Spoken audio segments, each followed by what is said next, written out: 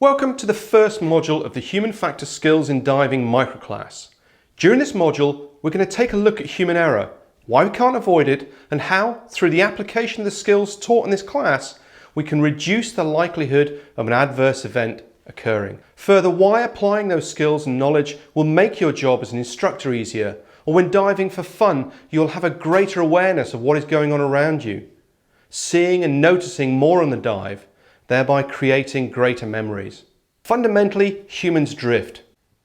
If we now move to diving, the feedback loop for improvement is normally via things going wrong, in the form of incidents and accidents. However, the specific detail which allows us to learn from these events is normally missing, which subsequently limits our understanding of why it made sense for those involved to make the decisions they did, which in hindsight appear to be so wrong.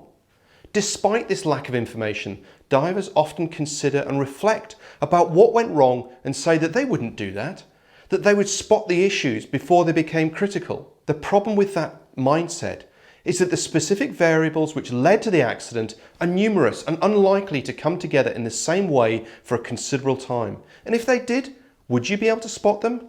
We'll cover the issue of situational awareness in that specific module.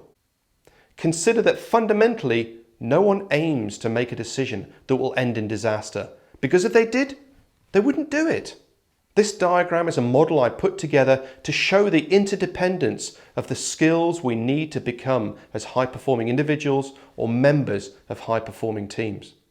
Heroic rescues are the ones which make the media, but it is the constant use of effective human factor skills or non-technical skills that prevent those events from making the media. Prevention is much better than cure when it comes to adverse events in diving.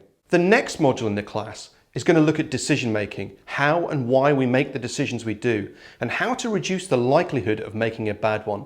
You'll look at some of the examples and think, how could they be so stupid? But we are all human. Looking forward to seeing you on the next module.